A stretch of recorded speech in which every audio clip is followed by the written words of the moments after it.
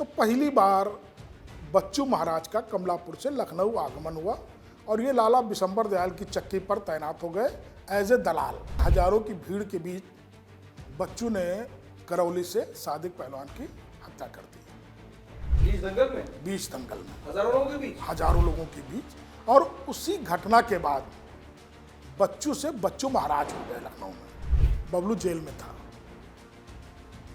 Jail से रह करके उसने गौतम अडानी का पूरा अपहरण प्लान किया। तो गौतम अडानी के अपहरण से पूरा कहा जाए कि गुजरात से लेकर के दिल्ली तक एक तहलका टाइप का मच गया कि कहीं अपनों की गोली का शिकार तो नहीं हुए थे अजीत से। और आखिरी में वही हुआ। ड्राइविंग सीट के बगल में बैठा व्यक्ति शीशा नीचे उतारता है और सीधे लोहा सिंह से कहता है, का हो सिर्फ का शुक्ल तलाश रहे हो? लो आ गए। इसके साथ उसने एक स्पोर्ट्स वाली बैग साथ में थी, खोला, AK-47 की नाल दिखाई और फिर शीशा चढ़ा लिया और चला गया। हम जिस तरह पेन लेकर के चलते हैं जी बिल्कुल वैसे ही, वैसे ही शिव प्रकाश शुक्ला लखनऊ में, राजधानी लखनऊ में जहाँ उसकी तलाश हो रही थी, जहाँ मेरी मुख्तार अंसारी से पहली मुलाकात लखनऊ जिला जेल में हो गई। जेल के अंदर गेट से अंदर घुसा, वो मुझसे वो आलाप से मतलब मेरी और उसकी तू मैंने और भी कहा, पंडित जी मैं जानता नहीं था कि आप पत्रकार हैं। मेरे जिस व्यक्ति ने आपसे बदतमीजी की उसके लिए मैं क्षमा प्रार्थी हूँ।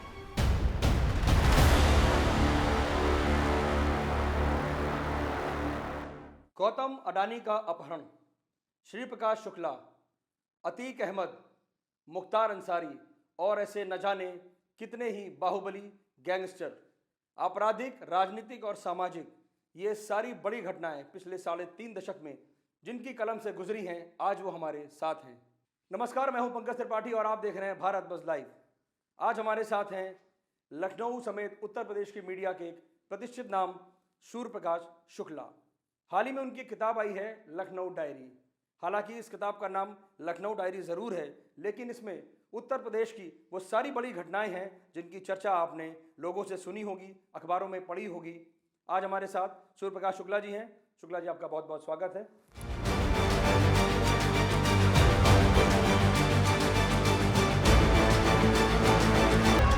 तो शुक्ला जी, सबसे पहले जानेंगे कि हम आजकल धुरंधर मूवी जो है वो बड़ी चर्चा में है और जाहिर सी बात है ये खास तौर से इसका उत्तर प्रदेश से कनेक्शन दिखाया गया है।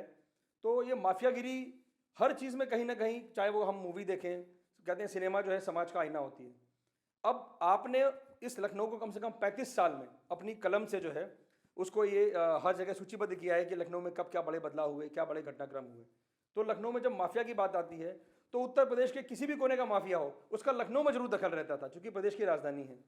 तो लखनऊ में जो माफिया की जो शुरुआत हुई वो कब से हुई? पंकज जी, माफियागिरी की शुरुआत लखनऊ से नहीं हुई। माफिया शब्द बाद में आया। लखनऊ में रंगबाजी की शुरुआत हुई।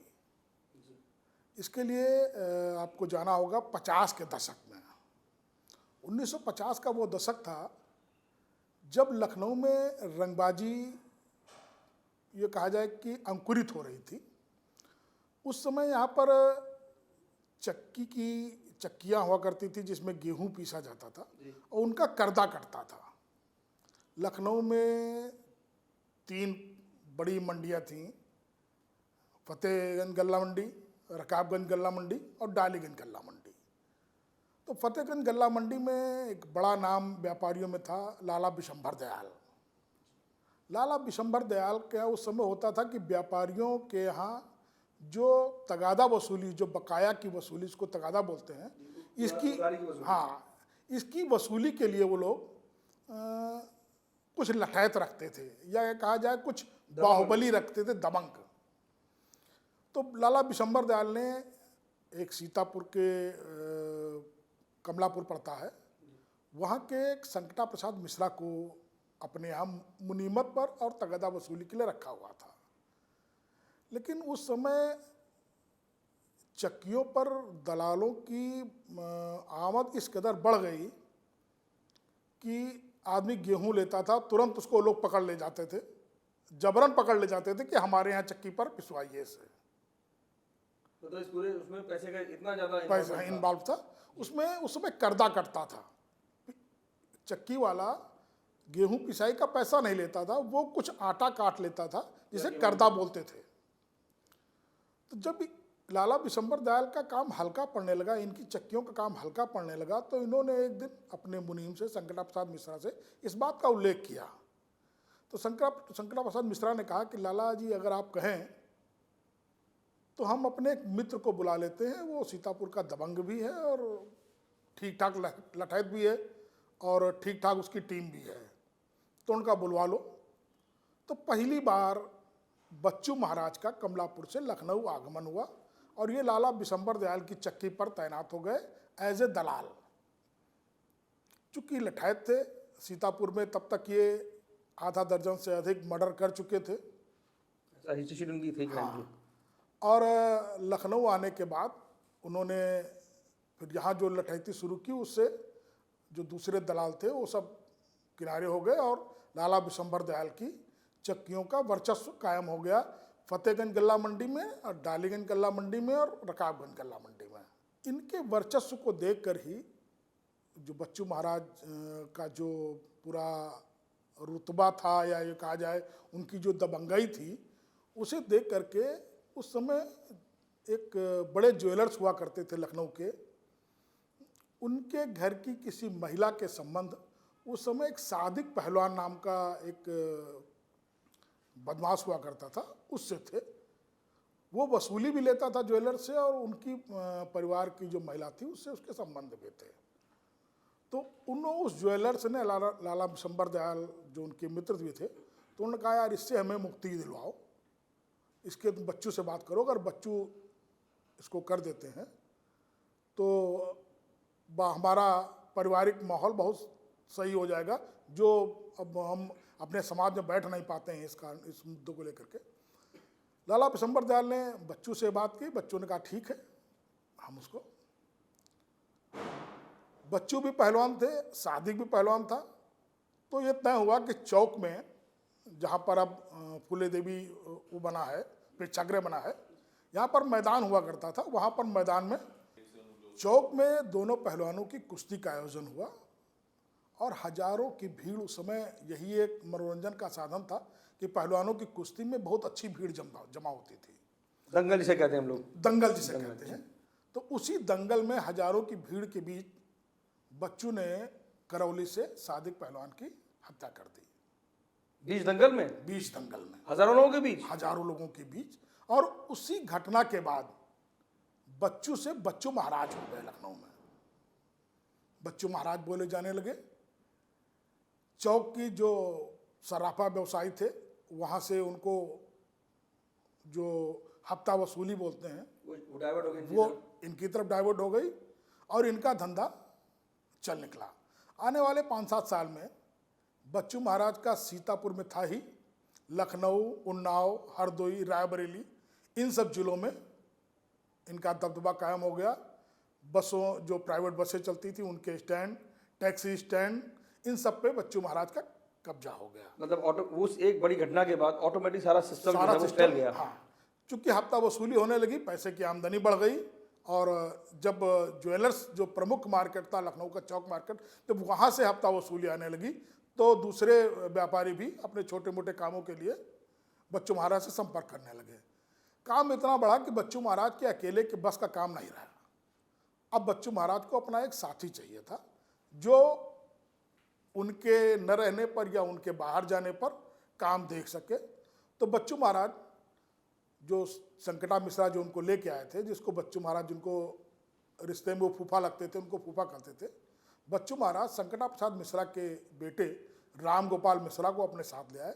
राम गोपाल मिश्रा भी दबंग थे, पढ़ाई पूरी कर चुके थे, लेकिन मारपीट और इन सब में होने के कारण बहुत ज़्यादा पढ़ाई में आगे नहीं बढ़ पाए। बच्चू महाराज ने यहाँ ला करके राम गोपाल मिश्रा को स्थापित किया और राम गोपाल मिश्रा ने बच्चू महाराज के संरक्षण में पूरा रंगबाजी का साम्राज्य कायम कर लिया। ये कहा जाए कि लखनऊ पूरे मंडल में, मंडल के सभी जिलों में। अच्छा। इसी बीच बच्चू महाराज की एसपी सीतापुर, एक नए नए कप्तान साहब गए थे आईपीएस सीतापुर, उनसे बच्चू महाराज की कुछ कहासुनी हो गई थी जिसमें गाली गलौज का भी नंबर आया था। तो उन्होंने संरक्षण देके, कहा जाता है कि उन्होंने संरक्षण देके बच्चू महाराज का मर्डर कराया। और पंकज, सबसे खास बात यह है कि बच्चू महाराज के मर्डर में रामगोपाल मिश्रा भी नामजद हुए, जो उनके शागिर्द थे वो भी नामजद हुए। और ये भी उन्हीं एसपी की बदौलत था। उन्होंने ही रामगोपाल मिश्रा को ये आश्वासन दिया कि बच्चू के मरने के बाद तुम्हारी कुर्सी हो जाएगी। उसमें जो एक प्रमुख था तिवारी, जिसने गोली मारी थी, उसकी तो बाद में एक हादसे में मौत हो गई। बाकी गवाही न होने के कारण रामगोपाल वगैरह सब उस मामले से बरी भी हो गए। लेकिन उस घटना के बाद जो बच्चू महाराज की रंगबाजी थी वो पूरी तरह रामगोपाल मिश्रा के पास आ गई। रामगोपाल मिश्रा यानी कि अगर कहें कि स्थापित तौर पर सबसे पहला जो है, मतलब चूंकि बच्चू महाराज पहले दबंग थे और उस पहले दबंग की हत्या करने वाले जो है उनमें लोग शामिल थे रामगोपाल मिश्रा। रामगोपाल मिश्रा जिस समय लखनऊ में स्थापित हुए, उस समय लखनऊ में दो और बाहुबली कहा जाए, दो और उस समय बाहुबली लखनऊ में बड़ा तेजी से उठ रहे थे। उसमें एक था गुरबचन बख्शी बाबा और दूसरा भंडारी, सुभाष भंडारी। रामगोपाल की बैठक सुभाष भंडारी के पास थी। सुभाष भंडारी के कारण उधर का भी जो स्टैंड थे वो सब सुभाष भंडारी के चलते रामगोपाल के वो देखा करते थे। और इधर रामगोपाल ने इधर का देखने के लिए अपने एक दूर के रिश्तेदार प्रेम शुक्ला को अपने साथ लगाया। प्रेम शुक्ला जो सपा के एमएलसी रहे, अरुण शंकर शुक्ला अन्ना, इनके बड़े भाई थे। अच्छा। लेकिन ये गठबंधन भी बहुत दिनों तक चल नहीं पाया। उसके पीछे कहा जाता है कि रामगोपाल की जब बेटी की शादी हुई तो डालीगंज के एक व्यापारी ने काफ़ी सहयोग उसमें किया था। उसके बाद जब प्रेम की बहन की शादी का समय आया तो प्रेम ने उस व्यापारी से अपनी बहन की शादी के लिए एक मोटरसाइकिल उसे देने को कहा था। लेकिन चर्चा इस बात की है कि रामगोपाल ने उस व्यापारी को मना कर दिया, जिस कारण उसने मोटरसाइकिल नहीं दी। यही एक मामूली सी बात रामगोपाल और प्रेम मिश्रा के बीच तनाव का कारण हुई और वो तनाव इतना बढ़ा कि दोनों गुट अलग अलग हो गए। दोनों गुटों ने एक दूसरे पर हमला कर दिया। प्रेम के रिश्तेदार मारे गए, जवाब में रामगोपाल के रिश्तेदार मारे गए। रामगोपाल की कार पे डालीगंज क्रॉसिंग के पास फायरिंग हुई और इस फायरिंग के बाद रामगोपाल को यह लगा कि अब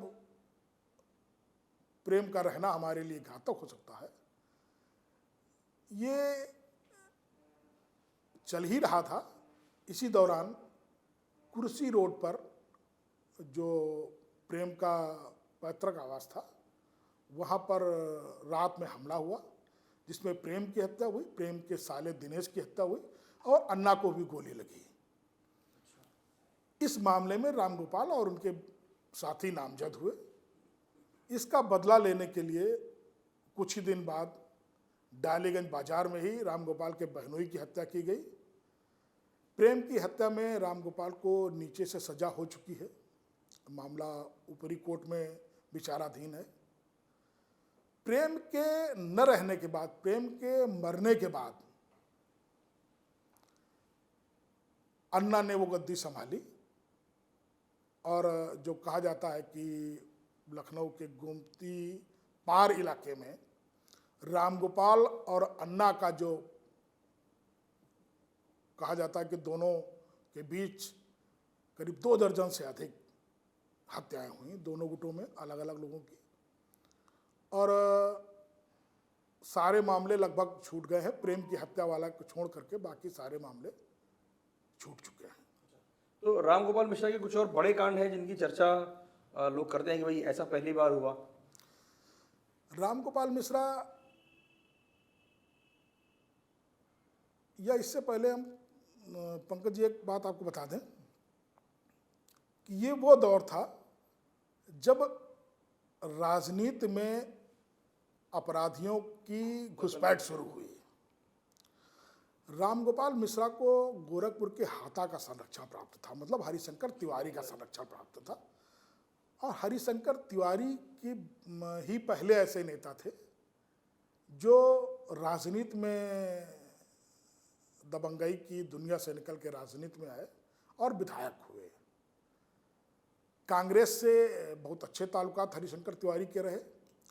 कांग्रेस से ही संरक्षण मिलने पर रामगोपाल मिश्रा जिला पंचायत अध्यक्ष सीतापुर रहे, ब्लॉक प्रमुख रहे कसमंडा के। और रामगोपाल की हैसियत का अंदाजा इसी से लगा सकते हैं पंकज जी कि ओम प्रकाश श्रीवास्तव बबलू, जो आज अंतर्राष्ट्रीय डॉन बोले जाते हैं, वो रामगोपाल के ही शिष्य रहे। इन्हीं के संरक्षण में फले फूले और इन्हीं के संरक्षण से निकल करके उन्होंने इतना लंबा सफर तय किया।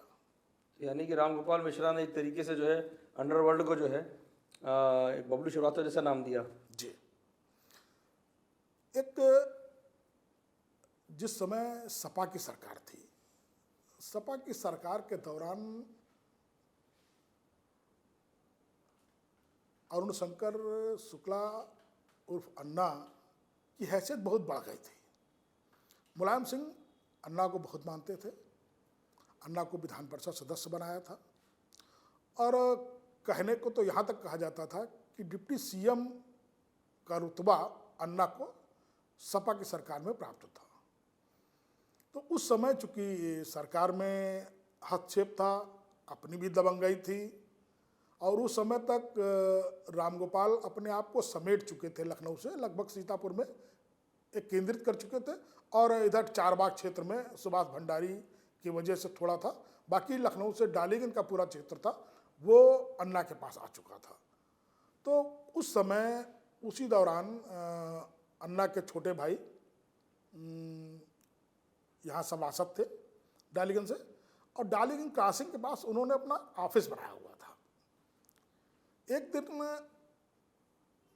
अन्ना वहीं क्रॉसिंग पे जो इनका ऑफिस था वहीं पर बैडमिंटन खेल रहे थे। तब तक जो इनके दूसरे भाई थे छोटे पहुंचे, तो अन्ना छोटे जब पहुंचे तो अन्ना वहाँ से जिप्सी थी, जिप्सी से कहे हम घर जा रहे हैं। और उन्होंने ड्राइवर से कहा कि तुम बगल में बैठो, हम गाड़ी चलाएंगे। इनके ऑफिस से बमुश्किल 200 मीटर जिप्सी आगे बढ़ी होगी। तभी एक उस समय काली यमहा का लखनऊ में बड़ा आतंक हुआ करता था। एक काली यमहा सवार 2 लड़कों ने कार्बाइन से इनकी जिप्सी पर हमला किया। हमलावरों को ये पता था कि अन्ना बगल में बैठे होंगे, तो उसी सीट को केंद्रित करके फायरिंग की गई, जिसमें इनका ड्राइवर मारा गया। बाद में गनर ने फायरिंग की, जिसमें जो पीछे बैठ के लड़का जो फायरिंग कर रहा था हमलावर, वो मारा गया। और जो मेन हमलावर था वो फरार हो गया। और वो मेन हमलावर जो था वो ओम प्रकाश श्रीवास्तव बबलू थे। तो ये माना गया कि ये रामगोपाल के इशारे पर बबलू ने ये घटना कराई है। हालांकि बाद में कई और चीज़ें निकल के आईं। ये भी निकल के आया कि विश्वविद्यालय में पढ़ने के दौरान अन्ना की और बबलू की कुछ मुद्दों पे वर्चस्व को लेकर के वो हुई थी। उसके परिणाम स्वरूप बबलू ने फायरिंग की थी। लेकिन उस घटना के बाद से बबलू को, चूंकि सपा की सरकार थी, बबलू की बहुत जोर से तलाश शुरू हो गई। रामगोपाल के कहने पर बबलू गोरखपुर गए, जहां उनको हाथे में संरक्षण मिला। और उसी के बाद हरिशंकर तिवारी के जरिए ही बबलू दिल्ली पहुंचे, जहां चंद्रा स्वामी के नज़दीक रहे। और चंद्रा स्वामी के बाद बबलू फिर विदेश भाग गए और विदेश से ही अपनी पूरी कहा जाए पूरा सिंडिकेट चलाते रहे। तो सूर्य जी, उस समय कार्बाइन का एक्सेस था एक ऐसे आदमी के पास जो खुलेआम कार्बाइन लेके घूम रहा है, हत्या कर रहा है, वो भी मौजूदा एमएलसी की। मौजूदा एमएलसी के ऊपर हमला किया गया। और कार्बाइन बबलू के पास, या कहा जाए उस समय गिरोहों के पास कार्बाइन या जो माउजर थे या 9mm की पिस्टलें उस समय तक अपराधियों के पास सुलभ हो गई थी। और आसानी से इनके पास मुहैया कराई पहुंच जाती थी। एक और घटना इसी तरह हुई थी जब जिस समय रामगोपाल का चारबाग में बैठका था, उसी समय बक्सी के ऊपर हजरतगंज में फायरिंग की गई थी और उस फायरिंग में बक्सी को गोली लगी थी और ये माना गया था कि वो फायरिंग अन्ना की ओर से प्रायोजित थी। तो उसमें भी जो अत्याधुनिक असलहे थे, जो प्रतिबंधित पिस्टलें थी, वो प्रयोग हुई थी। तो असलहे तो उस समय तक पर्याप्त इन सिंडिकेट्स के पास थे। तो यानी कि अगर ये कहा जाए कि उस दौर में लिटरली मतलब उत्तर प्रदेश की राजधानी में जंगल ऐसी स्थिति थी कि अपराधी खुलेआम जो है बाइक पर कार्बाइन लेके घूम रहे हैं और हत्या कर रहे हैं। बाइक पर तो आराम से, ये तो उस समय तो बिल्कुल लखनऊ में गैंगवार होता था। मतलब खाली गोरखपुर में ही गैंगवार नहीं होता था, लखनऊ में गैंगवार होता था। लखनऊ में योगोद मुरारी और आजम घोसी की आपस में गैंगवार होता था। रामगोपाल और अन्ना के बीच कई बार गैंगवार हुए। उधर बक्सी और भंडारी का जो गुट था, इसमें जो रुद्र वगैरह की हत्या हुई, वो सब भी इसी तरह गैंगवार थे। तो गैंगवार तो उस समय लखनऊ में बिल्कुल कहा जाए चरम पर था उस समय। तो जैसे आपने बताया कि बबलू श्रीवास्तव जो है इतना बड़ा कांड करने के बाद, एक सबसे बड़ा कांड जिसके बारे में लोगों को कम जानकारी है, गौतम अडानी का अपहरण, उसके बारे में बहुत कम लोग जानते हैं। तो उसको भी आपने बहुत करीब से देखा, वो भी बबलू श्रीवास्तव ने ही किया था।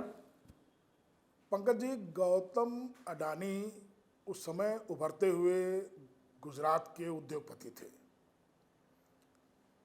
बबलू जेल में था। जेल से रह करके उसने गौतम अडानी का पूरा अपहरण प्लांट किया। यूपी किसी जेल में? यूपी की जेल में था। यूपी की जेल से रह करके उसने पूरा अपहरण किया का पूरी रूपरेखा बनाई और उसी के तहत 1998 की 1 जनवरी की शाम थी। गौतम अडानी अपने मित्र शांतिलाल पटेल के साथ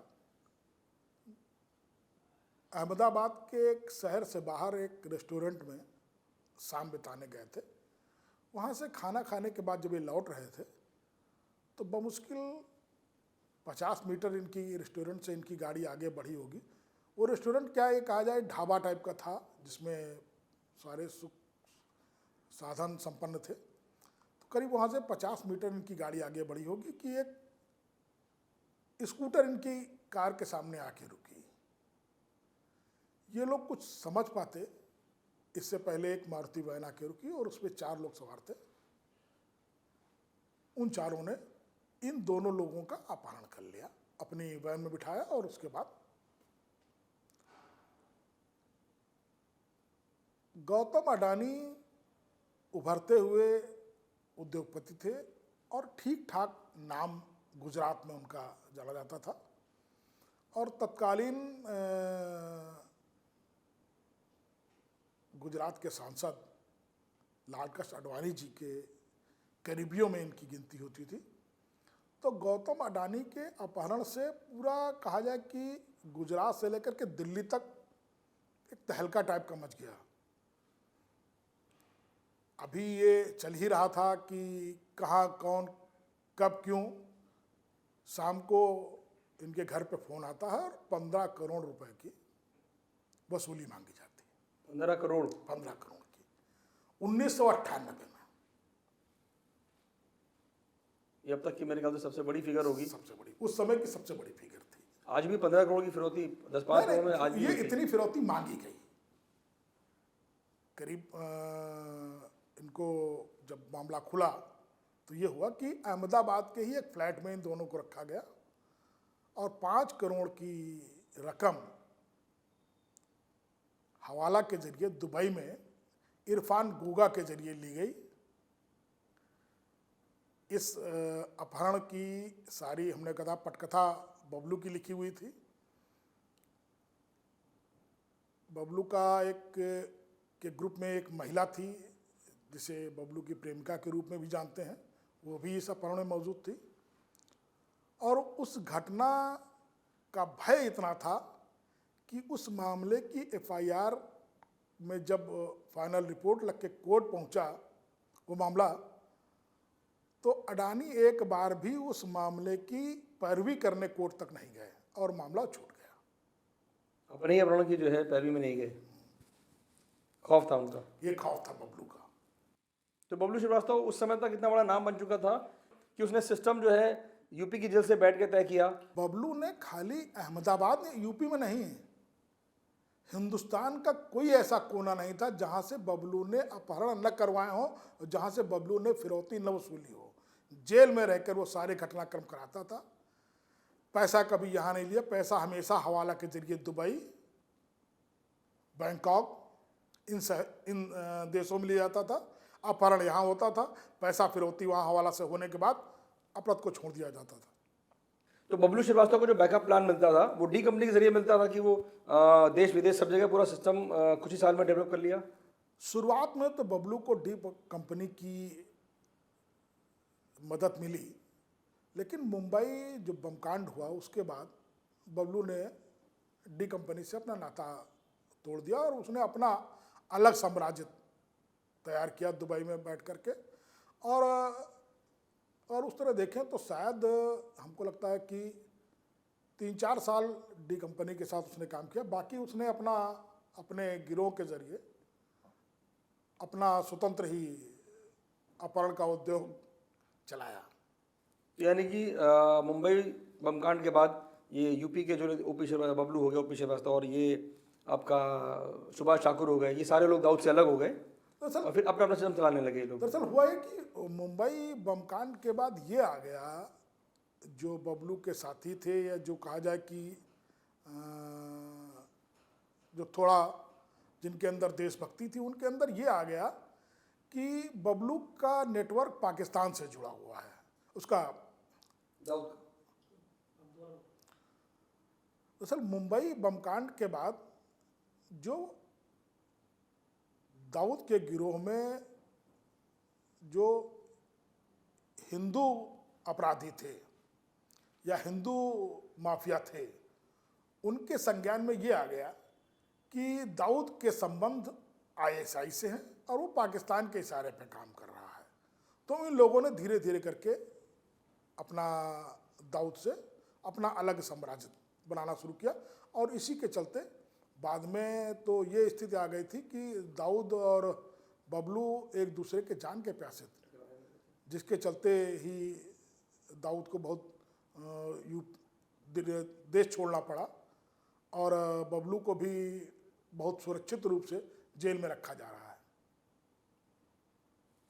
तो अभी बबलू श्रीवास्तव का नाम भी बहुत हम सुन नहीं रहे हैं, तो और किताब वगैरह भी लिखी उन्होंने कि जो है एक माफिया वाले उस पर जो है, तो लेकिन कभी ये लोग अपने इतिहास के बारे में कभी इस तरीके से बात। बबलू ने अपने ऊपर एक किताब लिखी है अधूरा ख्वाब, उसमें उसने अपने कई अपहरण किस तरह किए हैं उसका उल्लेख किया है। उसकी किताब में जो सबसे जो प्रमुख चीज देखने को मिलती है कि अपहरण करने के बाद जब पुलिस सक्रिय होती थी तो ये लोग, मान लीजिए पुलिस कहीं चेकिंग कर रही है इन्हीं की तलाश में, एक उसने अपहरण का उल्लेख किया है कि जिसमें डॉक्टर का अपहरण करके ये लोग एम्बुलेंस से जा रहे हैं। गाड़ी खुद बबलू चला रहा था और शहर के बाहर नाकेबंदी करके चेकिंग की जा रही थी, उसी की चेकिंग की जा रही थी, उसी की तलाश में चेकिंग हो रही थी। और बबलू ने लिखा कि मैंने जाकर के वहाँ इंस्पेक्टर के पास अपनी एम्बुलेंस रुकी और उसी से आगे का पता पूछा, जिससे दूसरे लोगों ने खट से गेट खोल दिया और उसकी गाड़ी बिना चेकिंग के आगे बढ़ गई।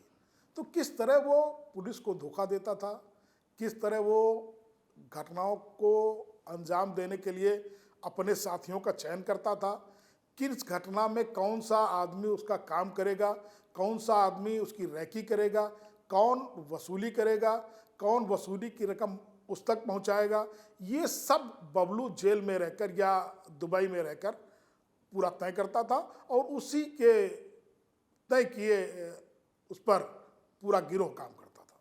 मतलब इतनी शातिर प्लानिंग कि उसको मालूम था कि पुलिस मेरी तलाश में है, और जानबूझकर इस माइंडसेट के साथ कि भाई अगर हम सीधे इंस्पेक्टर के पास चले जाएंगे तो उन्हें शक नहीं होगा कि जाहिर सी बात है पुलिस से आदमी बचता है चेकिंग वगैरह में भी। तो वो इतना डेयरिंग था कि उसने सोचा कि सीधे मैं यही काम करूं ताकि पुलिस को शक भी ना हो एकदम।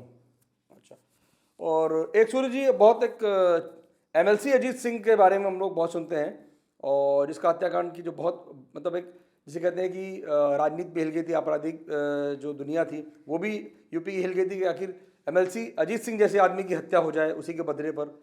तो ये इसको लेकर भी तमाम तरह के ऐसी कहानियां होती हैं कि कोई कहता है उनके विरोधियों ने मरवा दिया, कोई कहता है कि मुख्तार अंसारी के शूटर ने मारा, कोई कहता है अखिलेश सिंह का इसमें हाथ था। पंकज जी, जो अजीत सिंह की कथित हत्या है उसके घटनाक्रम पे पहुंचने वाले सबसे पहले पत्रकारों में हम और हमारे वरिष्ठ जागरण में रहे मनीष मिश्रा जी हैं। एक कहावत है, सुनी होगी आपने भी, कि खोखे बटोरे जा रहे थे, इतनी गोलियां चलेंगी खोखे बटोरते रह जाओगे। बटोरते रह जाओगे। हम लोग जब घटनास्थल पे पहुंचे, फंटेसी लॉन था उन्नाव के बाईपास पर, तो वहां पर झाड़ू से खोखे बटोरे जा रहे थे, इतनी फायरिंग हुई थी वहां। और कहते हैं ये तो एक हादसा था, तो हादसे में इतनी गोलियां चल गई। मेरा जो मानना था, मैंने जो जागरण में वापस आके खबर लिखी थी उसमें लिखी थी, मैंने जो मेरी खबर थी वो था, कहीं अपनों की गोली का शिकार तो नहीं हुए अजीत सिंह। अच्छा, आपने उसी रात लिख दिया था? दूसरे ही दिन जागरण में पहले पेज पे खबर छपी थी कि कहीं अपनों की गोली का शिकार तो नहीं हुए थे अजीत सिंह, और आखिरी में वही हुआ। हालांकि उसमें अजीत सिंह के एक रिलेटिव ने जो रिपोर्ट लिखाई थी उसमें रायबरेली के अखिलेश सिंह, रमेश कालिया और 3 अन्य लोगों को नामजद कराया गया था। लेकिन जो हम लोगों ने घटनास्थल पर देखा, जहां पर अजीत सिंह को बैठा बताया गया जिस कुर्सी पर, उस कुर्सी के पीछे वहाँ लॉन में एक फाउंटेन था, फाउंटेन के किनारे जो रेलिंग टाइप की बनती थी वो थी, और उस रेलिंग पर इनका गनर बैठा हुआ था अजीत सिंह का कार्बाइन लिए। जन्मदिन की पार्टी पे सुरा का पूरा वर्चस्व था, सभी लोग पूरी तरह नशे में थे। लड़की डांस कर रही थी स्टेज पर और फायरिंग हो रही थी। यही बाद में जांच में भी पाया गया कि जो इनका गनर था उसकी कार्बाइन से गोली चली जो अजीत सिंह के पीछे यहां पर लगी और यहां से निकल गई। वही जांच में आने के बाद मामले को रफा दफा कर दिया। एक ही गोली लगी? एक ही गोली लगी, क्योंकि 2 चीजें पंकज जी हैं, मतलब एज ए आप भी क्राइम रिपोर्टर रहे हैं जी, जहां पर 200-250 असलाधारी मौजूद हो, वहां पर अगर कोई किसी की हत्या की प्लानिंग करेगा तो कभी ये नहीं करेगा कि एक गोली फायर करेगा, वो फिर पूरी की पूरी मैगजीन खाली करेगा, मतलब कोई कोर कसर नहीं छोड़ेगा, ये सुनिश्चित करने के लिए कि जिस काम के लिए वो काम पूरा हो जाए। और अकेला नहीं जाएगा, बैकअप लेके जाएगा। बैकअप लेके जाएगा। तो वहां पर न बैकअप वाली कोई चीज देखने को मिली और ना कोई दूसरी फायरिंग थी, केवल एक गोली अजीत सिंह को लगी थी, वो भी कार्बाइन की, जो यहाँ से निकल गई थी, यहाँ पर लगी और यहाँ से निकल गई। किसी को पता भी नहीं चला। जो लड़की डांस कर रही थी उसने कहा, जब इनका सर यूं हो गया तो उसने कहा कि सर के आंखों से खून निकल रहा है, तब सबका ध्यान आया और सब उनको हॉस्पिटल ले गए। आवाज भी नहीं हुई या उस शोर में आवाज सुनाई नहीं दी? जहाँ पर फायरिंग ही हो रही है उसमें एक फायरिंग की कहावत सुनाई पड़ती है। डांस हो रहा था स्टेज पर और लगातार फायरिंग हो रही थी, हवाई फायरिंग हो रही थी। मैंने बताया ना कि जब मैं पहुंचा तो मौके पर खोखे बटोरे जा रहे थे, इतनी फायरिंग हुई। यानी गोलियां पहले से चल रही थी। 250 से 300 असलाधारी वहां फायरिंग कर रहा था। तो यानी कि जिसने भी ये प्लानिंग की उसने पूरा माहौल समझ लिया एक बार कि यहाँ ऑलरेडी गोलियां चल रही हैं, गोली की आवाज नहीं जाएगी, डांस हो रहा है। पंकज जी, मेरा आज भी यही मानना है कि वो कोई प्लानिंग नहीं, वो केवल विशुद्ध रूप से एक हादसा था।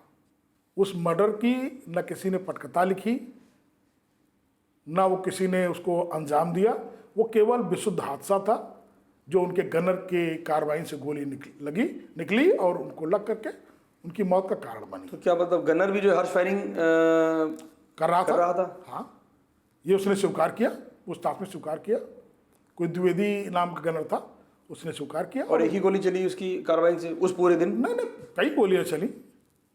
यानी कि वो लगातार फायर, मतलब वो फायर कर रहा था और एक फायर उसी में से लग गया। अजीत सिंह एक ऐसे माफिया थे जिनके सरकारी गनर कितनी फायरिंग करते थे, क्या फायरिंग करते थे, इसका रिकॉर्ड खाली कागजों पर ही मेंटेन होता था। मैं एक उदाहरण के रूप में बताऊं, एक शादी में मैं भी मौजूद था। उस शादी में अजीत सिंह पहुंचे और जैसे वो गेट पे पहुंचे तैसे उन्होंने सरकारी गनर की कार्बाइन लेकर के हवाई फायरिंग शुरू कर दी। तो नियमानुसार तो ये गलत है। वो कार्बाइन, जितनी गोली मिली वो सब रिकॉर्ड में होंगी। और वो सुरक्षा के लिए है, ना कि फायरिंग के लिए। तो जो जब जहां इस तरह फायरिंग हो रही हो तो वो उसका क्या कहा जाए? तो आप इसको प्योरली हादसा ही मानते हैं? मैं आज भी हादसा मानता हूं। मैंने घटना के दिन भी उसे हादसा माना था और आज भी हादसा मानता हूं। और मेरी हादसे की पुष्टि पुलिस की जांच भी करती है। हालांकि कुछ लोग कहते हैं कि इसमें मुख्तार के समधी का हाथ था, कुछ लोग कहते हैं अजीत सिंह, कुछ लोग उस समय के बड़े मंत्री का भी नाम लेते हैं कि उनके इशारे पे मारा गया।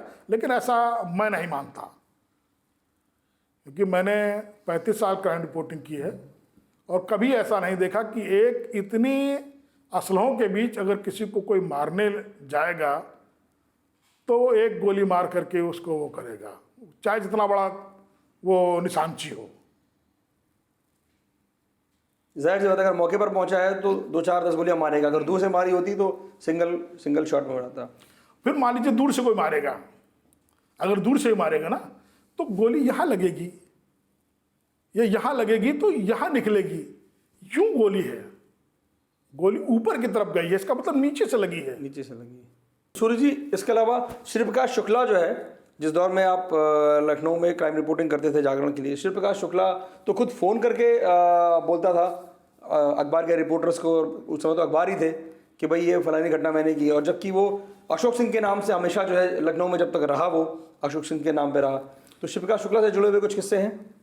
सुनता तो मैं भी हूँ कि वो पत्रकारों को फ़ोन करता था, लेकिन कभी उसने मुझे फ़ोन नहीं किया। और मैं उस समय के सबसे ज़्यादा पढ़े जाने वाले अखबार का क्राइम रिपोर्टर था जी। हम 2 क्राइम रिपोर्टर थे, हम दोनों क्राइम रिपोर्टरों को कभी उसने फ़ोन नहीं किया। ये ज़रूर कुछ लोग दावा करते हैं कि उनके पास उनके फ़ोन, श्री प्रकाश शुक्ला के फ़ोन आते थे। लेकिन एक घटना श्री प्रकाश शुक्ला की मैं बताना जरूर चाहूँगा।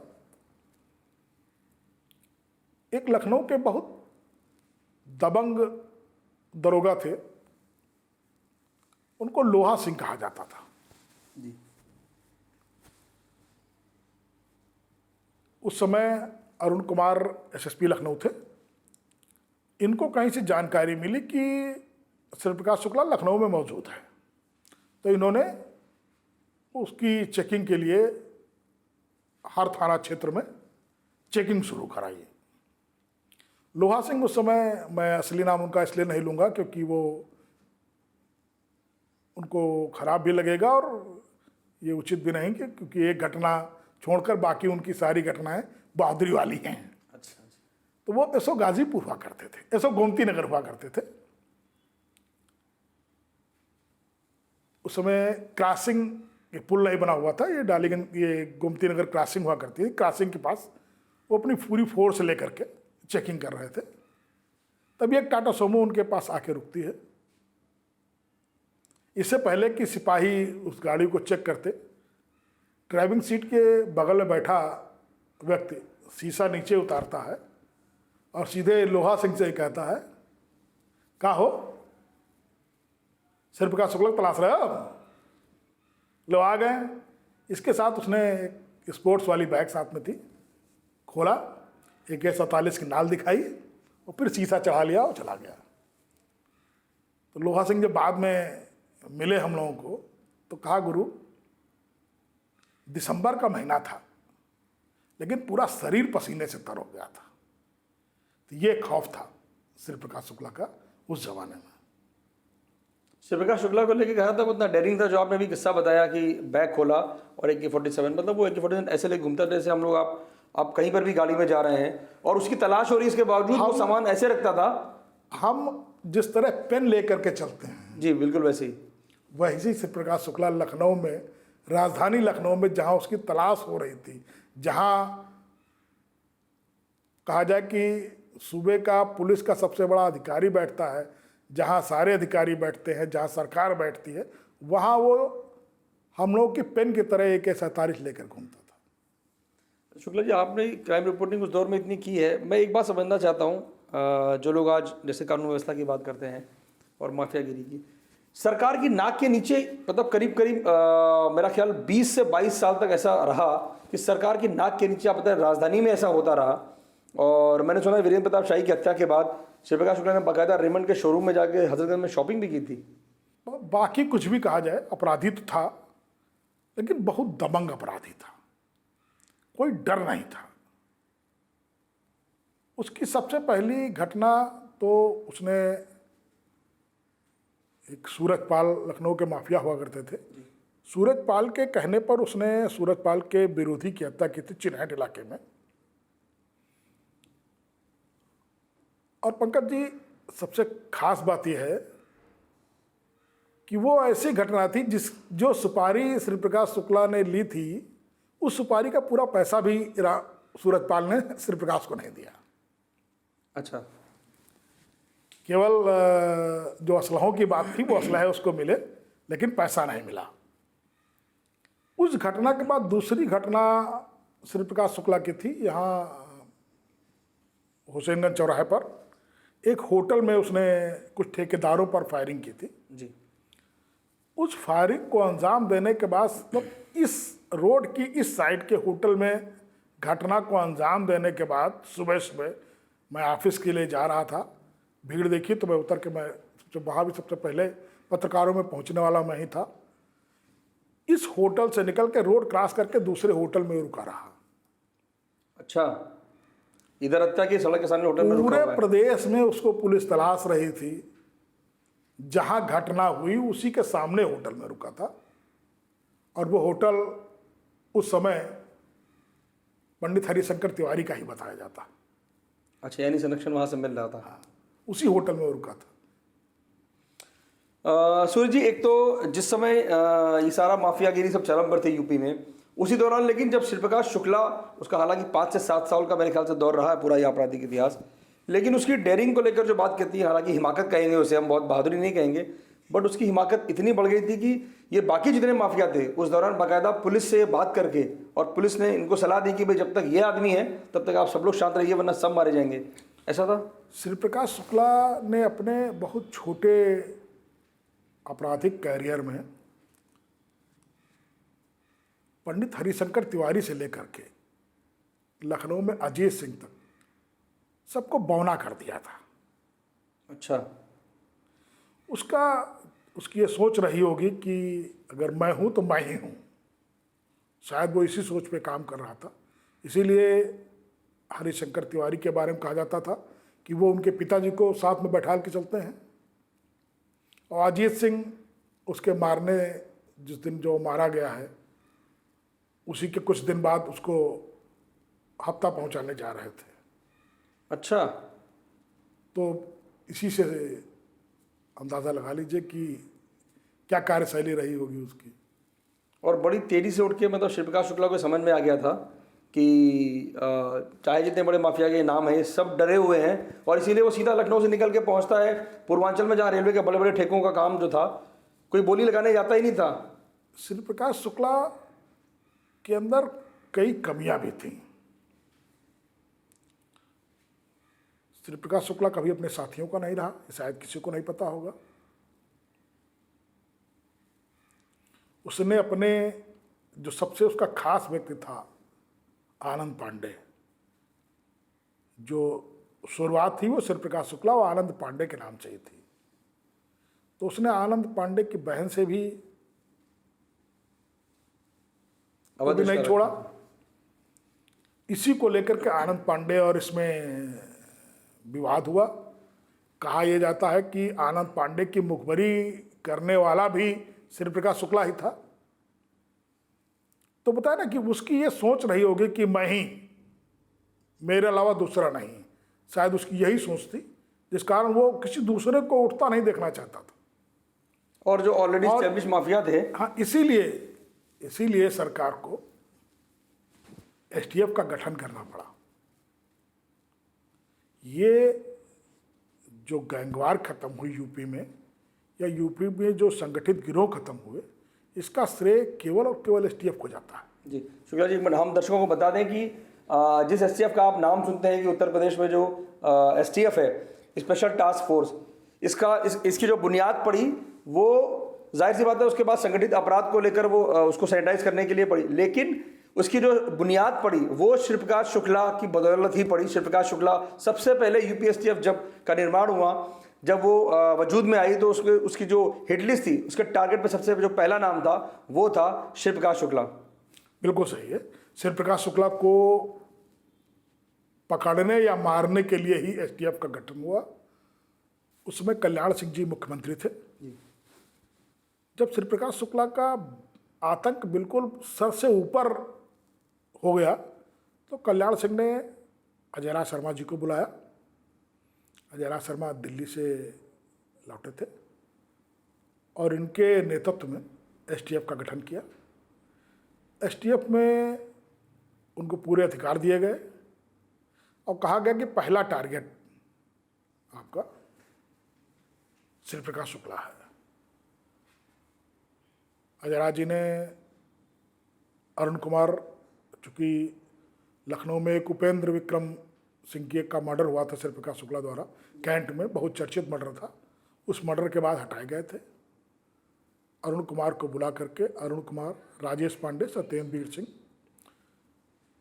इन सब के साथ एसटीएफ का गठन हुआ। पहले दो जो उनमें इसमें इंस्पेक्टर आए वो ओपी पांडे और सुरेश मालवीय थे। उसके बाद अविनाश पांडे दरोगा के रूप में एसटीएफ में शामिल हुए। फिर इस टीम ने जो कहते ना कि मोबाइल का सर्विलांस, जी, तो पुलिस में मोबाइल का सर्विलांस पकड़ने का जो पहला काम शुरू हुआ वो एसटीएफ द्वारा शुरू हुआ।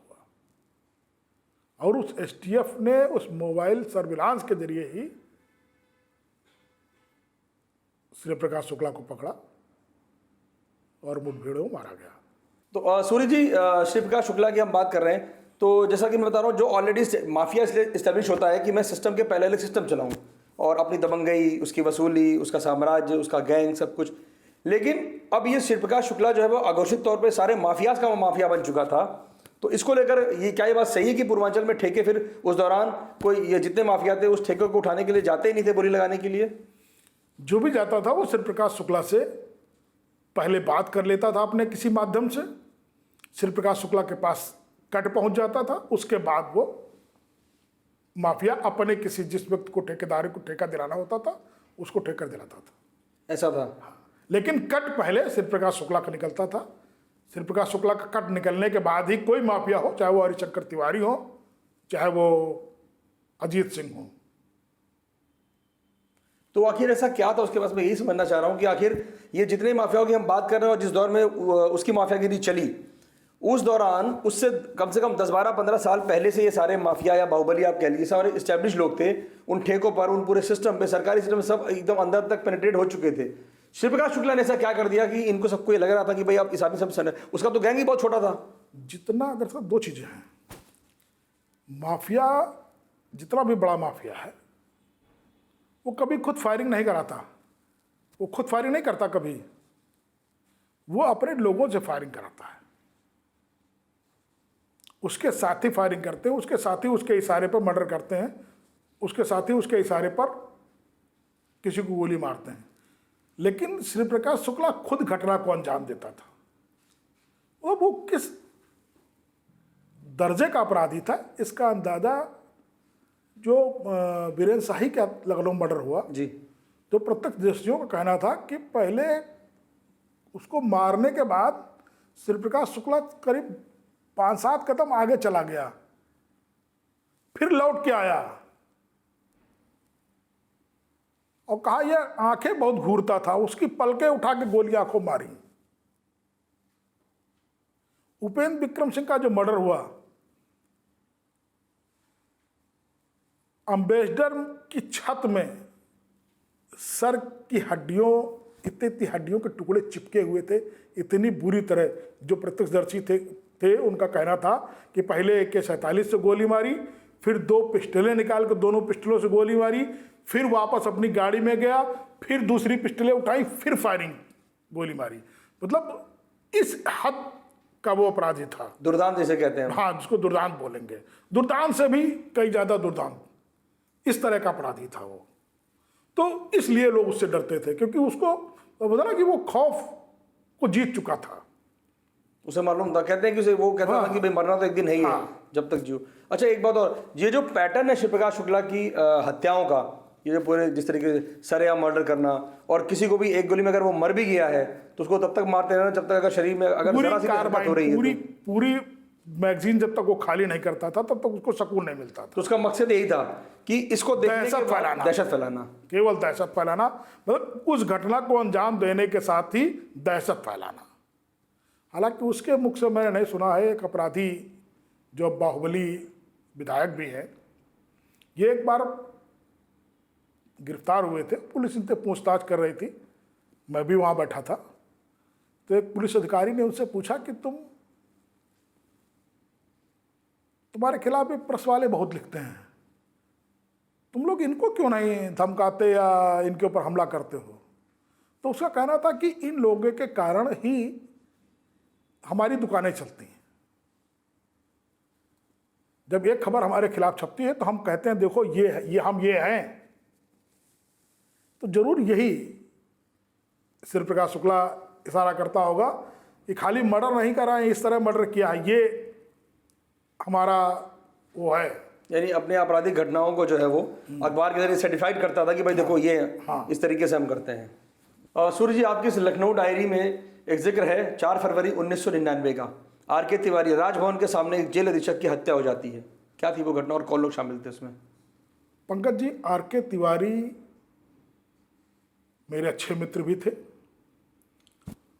और जब तक मैंने जेल विभाग देखा और लोकल क्राइम देखा तब तक शायद उतना दबंग जेल अधीक्षक मैंने नहीं देखा। उसकी दबंगाई ही उसकी मौत का कारण बनी। 4 फरवरी 1999 को जिलाधिकारी की बैठक थी, बैठक से वापस वो जा रहे थे और राजभवन के गेट नंबर 1 के पहले ही 2 मोटरसाइकिल सवार बदमाशों ने फायरिंग करके उनकी हत्या कर दी। इस मामले में उस समय जेल में बंद मुख्तार अंसारी का नाम आया, बउआ तिवारी का नाम आया, और उस समय इस करीब पुलिस ने 2 दर्जन से अधिक माफियाओं और छुट भैया नेताओं को उसमें नामजद किया। उसमें अभी जो बाराबंकी में हाल में मारा गया शोएब बॉबी, इसका भी नाम आया था, ये भी नामजद हुआ था। लेकिन जो वो घटना पता चली, वो घटना केवल RK तिवारी की दबंगई का बदला लेने के लिए थी। एक बउआ तिवारी नाम का अपराधी था जो जेल में बंद था।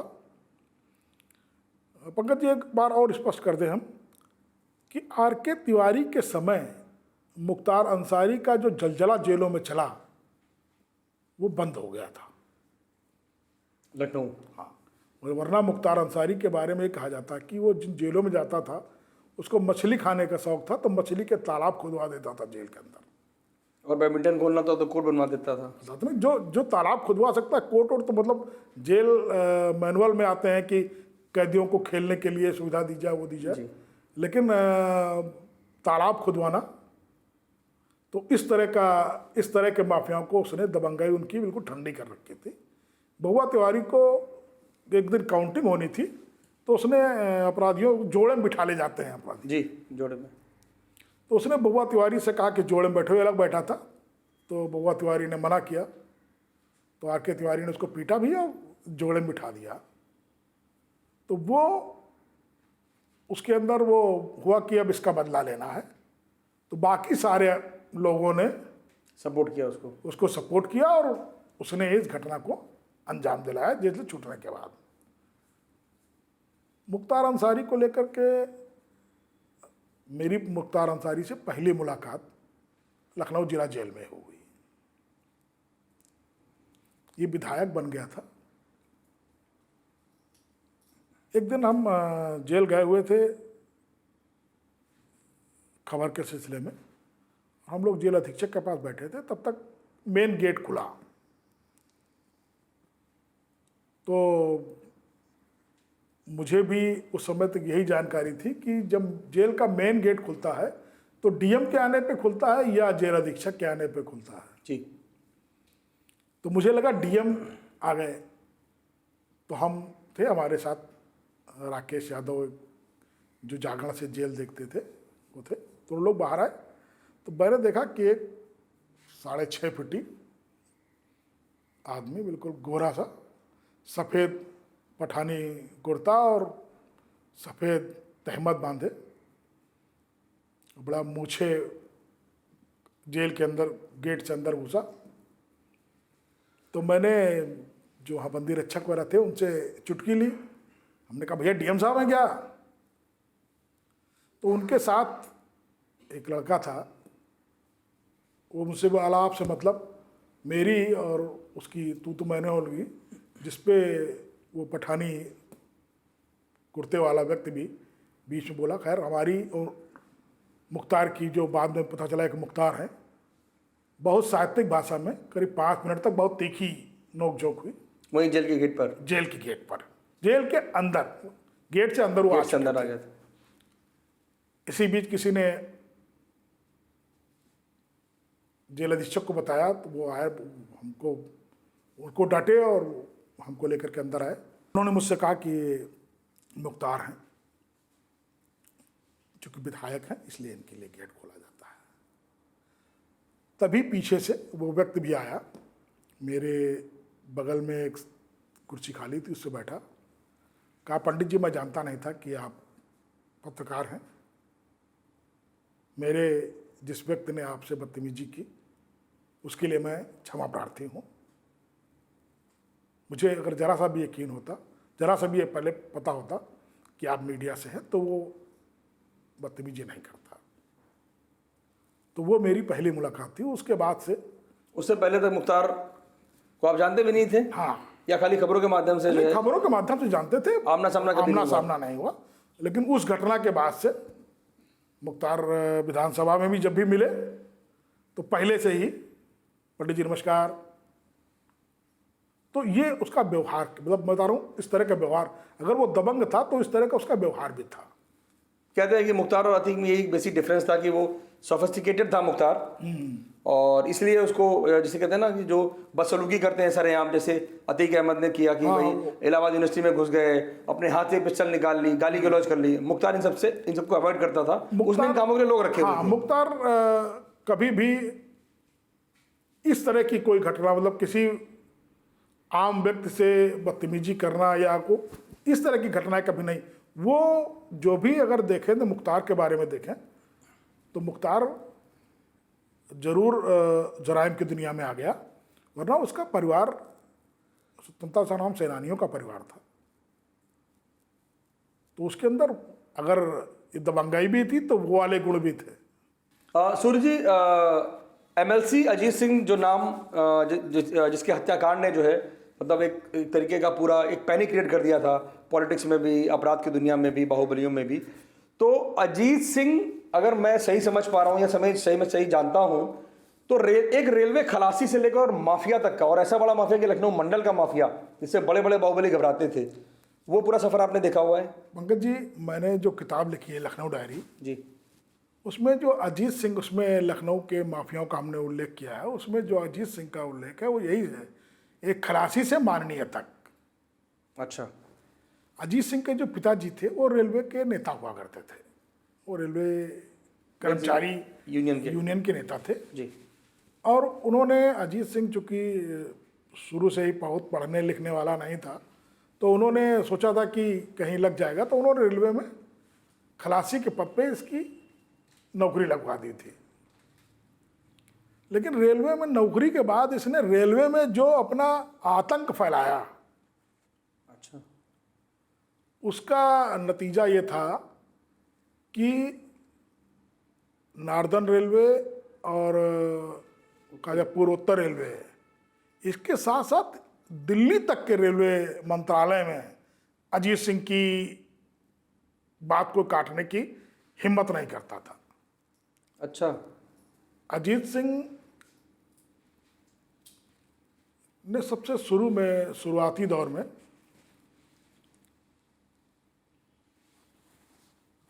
जो चारबाग का टैक्सी स्टैंड है, ये टैक्सी स्टैंड पहले बख्शी के पास था, फिर सुभाष भंडारी के पास आया।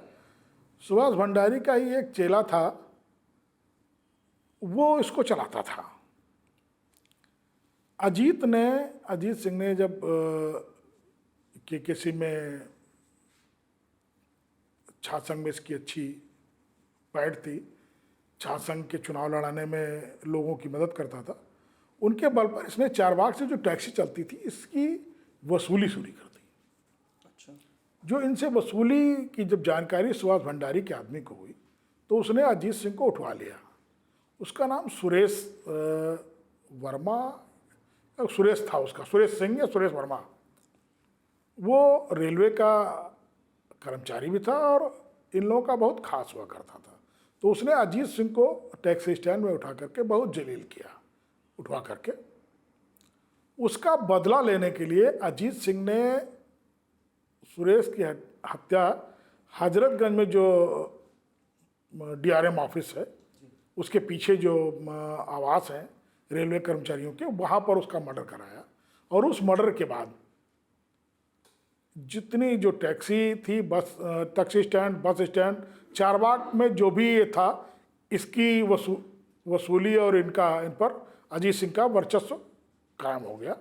और उस समय एक रेलवे में एक बड़ा कारोबार होता था स्क्रैप नीलामी का। जी, इन अड्डों पर जो बस अड्डे और टैक्सी स्टैंड थे, इन पर कब्जा करने के साथ साथ अजीत सिंह ने स्क्रैप नीलामी में भी दखल देनी शुरू कर दी। और हमको लगता है 2-2.5 साल बीते होंगे कि वहाँ से भी इसका कमीशन तय होने लगा और इसी के इशारे पर स्क्रैप नीलामी शुरू हो गई। उसी स्क्रैप नीलामी में बाद में श्री प्रकाश शुक्ला ने भी हस्तक्षेप किया था, जिसमें इनसे वसूली मांगी थी। तो अजीत सिंह ने बहुत कम समय में रेलवे में अपना वर्चस्व कायम किया। और उसके वर्चस्व की स्थिति यह है कि ये थी कि रेलवे में जो भर्ती निकलती थी उसमें अजीत सिंह के लोगों का पहले होता था कि इनके लोगों का पहले होगा, या जो ठेके होंगे वो इनके होंगे। अजीत सिंह के एक ठेकेदार के खिलाफ किसी ने शिकायत कर दी और उसकी जांच के लिए दिल्ली रेलवे विजिलेंस से अधिकारी एक यहाँ आया लखनऊ जांच करने। उसको ये कहा गया कि आप अजीत सिंह से मिल लें, उनसे उसके बाद जांच करें। लेकिन वो थोड़ा ईमानदार थे, उन्होंने कहा मैं किसी से मिलने नहीं जाऊंगा। रेलवे के गेस्ट हाउस में जो चारबाग रेलवे स्टेशन में ही था, वहीं पर वो रुके हुए थे। शाम को 4 लोग उनके पास पहुंचे, दरवाज़ा खटखटाया तो उन्होंने कहा कि कोई दिक्कत तो नहीं आपको यहाँ रुकने में। जो लोग आए थे उन्होंने पूछा तो कहा कोई नहीं, कारण करे विधायक जी ने आपके लिए गन्ने का जूस भेजा है। ये कह के सब उनके कमरे में घुस गए और गन्ना होता है जी, गन्नों से इतनी पिटाई की उस अधिकारी की। अच्छा, रेलवे के एक विजिलेंस ऑफिसर जो दिल्ली से आया है, उसकी गन्ने से इतनी पिटाई की 4 लोगों ने कि वो सुबह खड़े होने की स्थिति में नहीं थे। वो रात में ही इतना, मतलब उस घटना से इतना वो सहम गए कि उन्होंने FIR तक के लिखाने की वो नहीं की। दिल्ली वापस चले गए और अजीत सिंह के ठेकेदार के पक्ष में रिपोर्ट लगा दी। ये दबंगई उसकी यहाँ से दिल्ली तक कायम हो गई थी। अच्छा, सूर्य जी, जैसे ये रेलवे के स्क्रैप की जो बात होती है, इसे माफियाओं का जो है एक च्यवनप्राश कहा जाता था कि भाई जिस माफिया के पास भी जो है, जो भी माफिया बनता था या बनने की कोशिश करता था या बन चुका होता था, उसका सारा जोर जो इस पे होता था कि रेलवे के स्क्रैप की ठेकेदारी मिल जाए। रेलवे स्क्रैप धंधा ये पूरा क्या नेक्सस है ये रेलवे स्क्रैप का? रेलवे स्क्रैप में बड़ा खेल होता था पंकज जी। रेलवे स्क्रैप में जैसे पुराने उस समय इंजन चेंज हो रहे थे, स्टीम वाले हट करके डीजल वाले आ रहे थे, तो जो स्टीम वाले इंजन हट रहे थे ये सब स्क्रैप में जाते थे, कबाड़ में उसकी नीलामी होती थी। तो उस नीलामी में होता था कि मान लो हमने ये कबाड़ का चट्टा खरीद लिया, उसमें अगर 3 इंजन भी निकल आए तो वो मिला हमको 1 लाख रुपए का, उसमें हमारा सामान बन गया 40 लाख रुपए का निकल आया उसमें। अच्छा, तो ये मिला भगत होती थी। इसी जो गैपिंग थी आय की, इस पे सबसे पहले नज़र हरिशंकर तिवारी की पड़ी। हरिशंकर तिवारी ने इस पर कब्जा किया। जब अजीत सिंह उभर के आया तो फिर ये स्थिति हो गई कि अजीत वो गोरखपुर तक सीमित हो गए, लखनऊ इनके पास हो गया, इतना हो गया ना तुम गोरखपुर आओगे ना हम लखनऊ जाएंगे, एरिया बांट लिया। हाँ, फिर अजीत सिंह के साथ साथ यहाँ अभय सिंह और धनंजय का हस्तक्षेप उसमें हुआ। पंकज जी, सबसे खास बात आपको ये बता दें कि इसी स्क्रैप की नीलामी के बंटवारे को लेकर ही धनंजय और अभय की लड़ाई हुई जी, वरना दोनों एक थे। अभय का दिमाग था, धनंजय का काम था। अभय धनंजय की जोड़ी चल रही थी, धड़क्के से जिस तरह से प्रकाश शुक्ला उठा था उसी तरह तेजी से उठ रहे थे। लेकिन ये स्क्रैप की नीलामी जो लखनऊ से होती थी, इसी पैसे ने इन दोनों की दोस्ती तोड़ी और दोनों रिलायबल गैंग हो गए, अलग अलग अपने दोनों गैंग बना लिए। शुक्ला जी, एक जो है आपकी डायरी में जिक्र है उस सिरकटी लाश वाली जो घटना है, कई अखबारों में उसकी रिपोर्टिंग हुई और वो ऐसी घटना थी कि मतलब अधिकारी भी हैरान थे। और उस लाश का राज जो है वो क्या है? पंकज जी, वो घटना अगर सही पूछे हैं तो वो घटना मीडिया ने खोली थी। अच्छा, उसका खुलासा मीडिया ने किया था?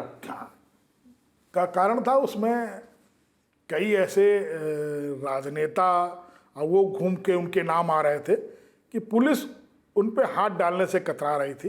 हालांकि वो बाद में सब गलत पाया गया। एक साधारण घटना, एक साधारण मामले में वो घटना हो गई थी। वो ऐसा कि ओसीआर बिल्डिंग, लखनऊ की ओसीआर बिल्डिंग जी, ये विधायक आवास थी। संभवतः फरवरी 1996 का मामला था। हुसैनगंज थाने पे सूचना आई कि ओसीआर में जो बी ब्लॉक वाली बिल्डिंग है, इसमें नीचे एक बोरे में बोरा पड़ा है जिससे खून निकल रहा है। पुलिस पहुंच के बोरा खोला गया। सूर्य कुमार शुक्ला उस समय एसएसपी लखनऊ थे। बोरा खोला गया तो उसमें एक सरकटी लाश निकली। पड़ताल शुरू हुई, फिर ये पाया गया कि वो 7वीं मंजिल से, बोरा के 7वीं मंजिल पे जीने के पास ब्लड के सैंपल मिले, जिससे लगाया गया कि ये 7वीं मंजिल से फेंका गया था। फिर खैर और भी जो खून के निशान थे उनके पे 706 नंबर कमरे में ये हुआ कि 706 नंबर कमरे में घटना हुई है और वहाँ से ये लाश लेकर के नीचे फेंकी गई है। वो 706 नंबर कमरा हस्तिनापुर के विधायक गोपाल काली के नाम आवंटित था। और सबसे बड़ी बात ये थी कि उस समय लखनऊ में पत्रकारिता करते थे रमेश पोखरियाल, जो उत्तराखंड के बाद में मुख्यमंत्री रहे, वो भी उस कमरे में रहते थे। अच्छा, वो यहीं से उसी कमरे से रह के पत्रकारिता करते थे। लेकिन जिस समय ये घटना हुई उस समय ना गोपाल काली यहाँ थे, ना रमेश पोखरियाल यहाँ थे। उसमें ताला बंद हुआ। उस समय मोबाइल थे नहीं, सीसीटीवी थे नहीं, थे नहीं, कुछ था नहीं। तो अब रमेश काली जब आएंगे तब वो विधायक थे तो इसे ताला भी कैसे तोड़ा जाए। तो यहाँ वायरलेस से हस्तिनापुर फ़ोन कराया गया। रमेश काली ने बताया कि उनका कोई परिचित है गोपाल, वो वहीं रहता है, उसके पास चाबी है। गोपाल की तलाश शुरू हुई तो पता चला गोपाल भी पौड़ी के पास कहीं रहने वाला है, वो भी अपने गांव गया हुआ है। खैर उनको बुलाया गया, इनकी मौजूदगी में ताला खुलवाया गया तो अंदर खून बिखरा मिल गया। ये हो गया कि ये अब चूंकि दो राजनेता उसमें, रमेश पोखरियाल की भी बीजेपी में अच्छी पकड़ थी पत्रकारिता भी करते थे। उधर एक विधायक जिसका नाम मकान आवंटित था। मतलब हम लोगों ने उस समय में शुरुआती पत्रकारिता के दौर में था, हम लोगों ने हफ्तों उसका फॉलोअप लिखा। कमरा नंबर 706 का 706 का स्थिति यह हुई कि रमेश पोखरियाल और गोपाल काली ने एसएसपी सूर्य कुमार शुक्ला के पास जाकर कहा कि यह तो आप मुझे गिरफ्तार करके जेल भेज दीजिए, या कहिए कि इस घटना से हमारा कोई वास्ता नहीं है। ये सब चल ही रहा था। इसी बीच जो वो गोपाल था वो वापस आया। करीब 2 हफ्ते बीत चुके थे। गोपाल का गांव का पता था नहीं, ये पता था पौड़ी के पास कहीं रहने वाला था। तो अब कैसे उसको तलाशा जाए, तब इतने संसाधन भी नहीं थे। करीब 2 हफ्ते बाद जब वापस आया तो उससे पूछताछ शुरू हुई। तो उसने बताया कि मेरे एक मित्र हैं, मैं उनको चाबी देता था, वो यहाँ पर पीते खाते रात में अपना महफिल जमा लेते थे। जब विधायक जी नहीं होते थे तो अपना पीने खाने चले जाते थे। उनके पास चाबी थी। अब उसको बुलाया गया तो उसने बताया कि ये, पहले तो उसने कहा मुझ में नहीं आया था। खैर जब उससे पुलिसिया भाषा में पूछताछ हुई तो उसने बताया कि ये एक सचिवालय के कर्मी हैं मदन, ये उनकी बॉडी थी। दारू पीने के दौरान उसका और उनका कुछ कहासुनी हुई। दलाल कह दिया उन्होंने कि वो पैसा लेकर के काम वाम कराता था। तो उसने दलाल कह दिया, इसी पर दोनों नशे में थे। उसने चाकू मार दिया और मर गए तो उनकी गर्दन उसने काट दी। जो उसने पुलिस को बताया कि उसने वो गर्दन, उनका सर और वो चाकू हैदर कैनाल, वापस जाते समय हैदर कैनाल में फेंक दिए। 30 साल हो गए, न तो आज तक वो आला कत्ल जिसको बोलते हैं वो बरामद हुआ, ना ही उसका सर बरामद हुआ। केस खत्म हो गया। दोनों राजनेता जब घटना खुली तो उन दोनों ने प्रेस कॉन्फ्रेंस बुला करके मीडिया को का आभार जताया कि मीडिया ने हम लोगों को छाला जरूर, लेकिन अगर मीडिया इतना वो न करती तो शायद पटाक्षेप नहीं होता, ये घटना खुलती नहीं। सूर्य जी, लखनऊ में आपने, लखनऊ समेत यूपी के तमाम जिलों में आपने जो है 3.5 दशक से ज़्यादा की यात्रा रही है। तो अब आप पहले के लखनऊ में, अभी के लखनऊ में और पहले के यूपी में अभी के लोग, मतलब इन 35 सालों में आपको क्या बदलाव नजर आता है कानून व्यवस्था को लेकर? माफिया का जो पूरा सिस्टम था वो अब आप कैसे देखते हैं इस पूरे सिस्टम को? पंकज जी, मैंने भी आपसे कहा ना कि एसटीएफ के गठन के बाद एसटीएफ ने अपना पहला जो टास्क था वो पूरा किया, सिर्फ का शुक्ला को साफ करके, उसके गिरोह को ख़त्म करके। उसके बाद एसटीएफ ने धीरे धीरे करके लखनऊ के जितने संगठित अपराधी थे, पूर्वांचल से लेकर के पश्चिम तक, सबका धीरे धीरे सफाया किया। चूंकि संगठित अपराधी खत्म हुए, संगठित गिरोह खत्म हुए, जो 2-4 बचे अतीक और मुख्तार टाइप के, ये जेल के अंदर तक सिमट के रह गए। तो वो जो बड़ा अपराध होता था, जो गैंगवार होता था, वो खत्म हुई पूर्वांचल और मध्य यूपी में। पश्चिम में अभी भी कहीं कहीं देखने को मिल जाता है, लेकिन जो संगठित अपराध था वो खत्म हुआ। संगठित अपराध खत्म करने के बाद एसटीएफ ने जो चंबल का और ये कहा जाए गंगा की कछार का जो डकैतों के वर्चस्व वाला इलाका था, उनको ख़त्म किया। जो प्रमुख डकैत थे, ददुआ, घनश्याम केवट और निर्भय गुजर, इन सबको ख़त्म किया। तो जो उस तरह का बड़ा अपराध था, जो ऑर्गेनाइज्ड क्राइम, जो सुर्खियों में रहता था, उस तरह का अपराध खत्म हुआ। लेकिन जो छुटपुट अपराध था, जिससे सीधे जनता जुड़ी है, जो सीधे जनता को प्रभावित करता था, उसमें बहुत कमी नहीं आई है। वो अपराध आज भी है। जैसे मतलब राइवलरीज में हत्याएं या अवैध या कब्जे, अवैध कब्जे। देखिए, हत्या का तो हत्या कभी रोकी नहीं जा सकती, ये मेरा इतने दिनों की उसका मानना है। कि हत्या के कारण बहुत जल्दी बनते हैं और बहुत जल्दी उसका परिणाम सामने आ जाता है। तो अब हत्याएं हैं, लूट हैं, डकैतियां नहीं हो रही हैं लेकिन लूट है, या साइबर क्राइम अब बहुत बढ़ गया है, आर्थिक अपराध बढ़ा है। संगठित अपराध खत्म होने के साथ साथ आर्थिक अपराध इन दोनों में बहुत तेजी से बढ़ा है। और संगठित अपराध से जनता बहुत हद तक सीधे प्रभावित नहीं होती थी, लेकिन जो ये आर्थिक अपराध है इससे जनता बिल्कुल सीधे सीधे प्रभावित हो रही है। यानी चैलेंजेस अब एकदम नए तरह के चैलेंजेस हैं जो सीधे पब्लिक को प्रभावित कर रहे हैं।